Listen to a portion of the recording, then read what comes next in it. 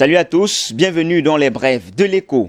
Le ministre camerounais des Finances, Louis-Paul Motazeu, a cédé le 10 juillet dernier à sa place à la tête du conseil d'administration de la Banque de développement des États de l'Afrique centrale, la BDAC, à son homologue centrafricain, Henry Marie Dondra.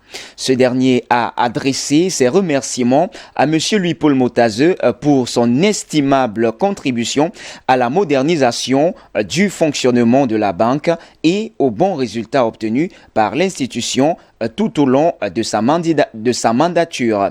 Il a également affirmé son engagement à s'inscrire dans la continuité de l'action de son prédécesseur, lit-on dans le communiqué final des travaux du Conseil.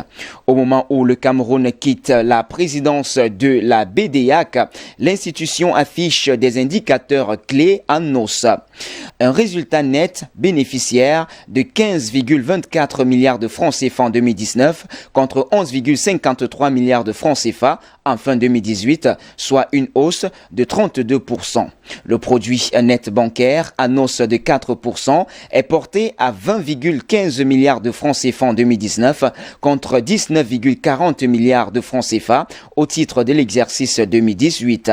Enfin, la BDAC affiche un total bilan qui s'établit à 459,87 milliards de francs CFA en 2019 contre 428,63 milliards de francs CFA à la clôture de l'exercice précédent, soit un accroissement de 7%.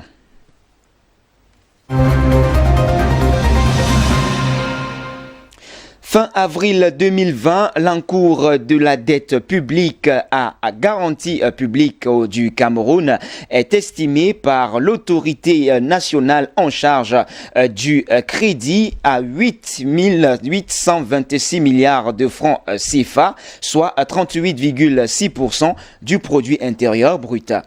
Cet accord est en hausse de 5,4% par rapport à la situation en fin décembre 2019 et de 15,7% en glissement annuel.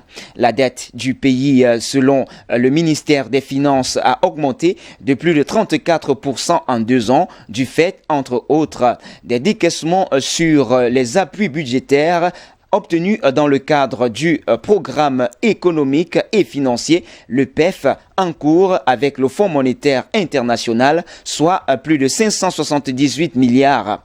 La mobilisation des titres publics, soit 638 milliards d'obligations de trésor et l'accélération des travaux des grands projets d'infrastructure.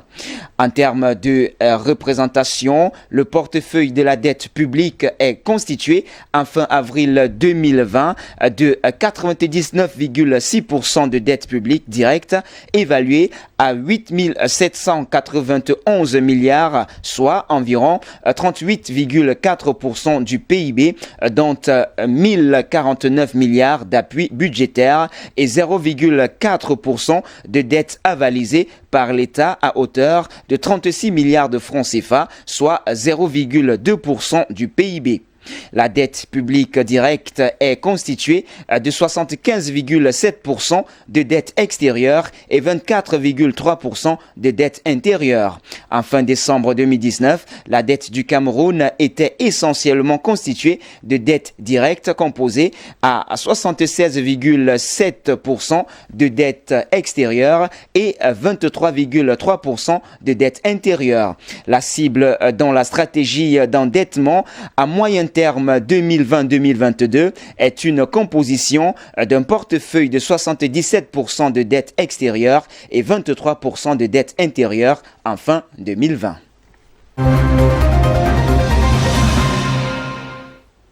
Dans le cadre de la loi de finances 2021 en cours d'élaboration, le gouvernement camerounais projette de consacrer une enveloppe budgétaire de 97,85 milliards de francs CFA pour le secteur des industries et services.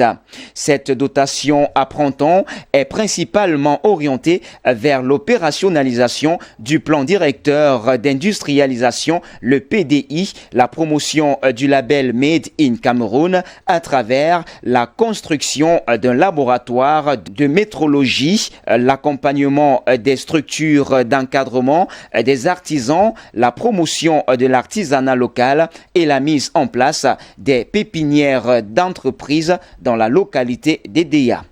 Par ailleurs, le gouvernement compte utiliser ses ressources pour le renforcement de la gouvernance des unités de production artisanale et du dispositif de vérification et de contrôle des normes sur les produits importés et locaux.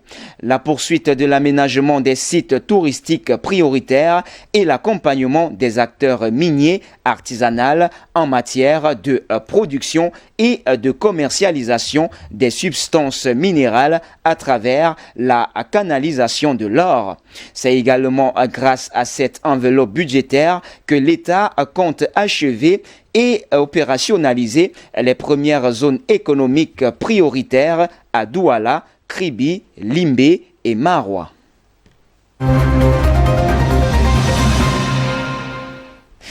L'association bananière du Cameroun, Asobakam, révèle que les producteurs de bananes dans le pays ont exporté 15 641 tonnes au cours du mois de juin 2020.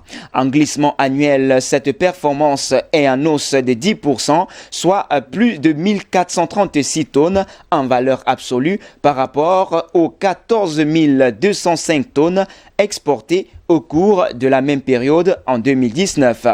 Au-delà des volumes produits et exportés, le principal fait marquant dans le secteur de la banane au cours du mois de juin 2020 est le retour de la CDC dans le fichier des exportateurs après 19 mois d'absence.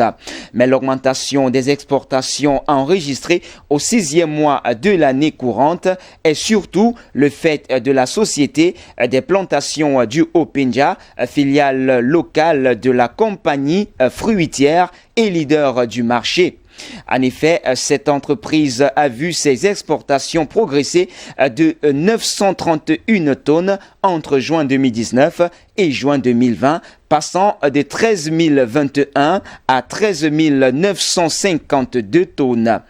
Beau Plantation, le petit pousset du marché, n'a pas non plus fait piètre figure au mois de juin 2020. Les volumes de bananes exportés par ce producteur sont passés de 1184 tonnes en juin 2019 à 1388 tonnes un an plus tard, ce qui correspond à une augmentation de 204 tonnes en glissement annuel. Selon l'Institut national de la statistique, en 2018, la banane fraîche a représenté 1,7% des exportations du Cameroun, loin derrière le pétrole avec 46,6%, le bois 15,6% et le cacao 14,4%, le coton 6% et l'aluminium avec 3,7%.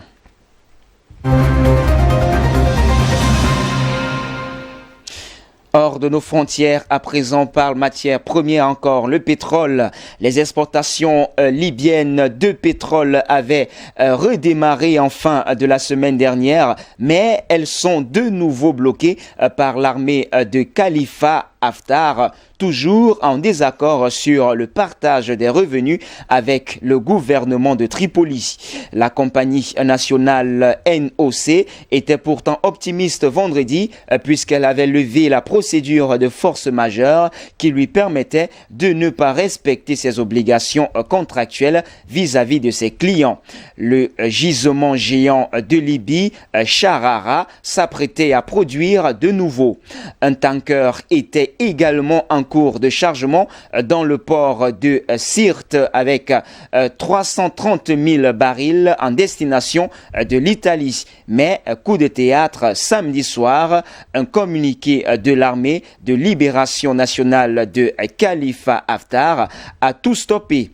Les gisements et les ports sont de nouveau fermés, annonce un message vidéo de l'ALN. Son porte-parole exige que les revenus du pétrole jusque-là versé par la compagnie nationale à la Banque centrale de Tripoli soit déposé sur un compte à l'étranger et qu'un mécanisme clair répartisse cet argent entre les régions.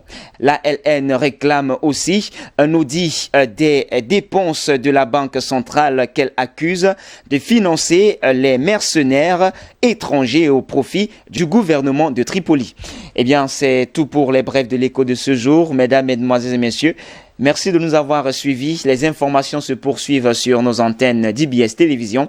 Restez donc des nôtres naturellement.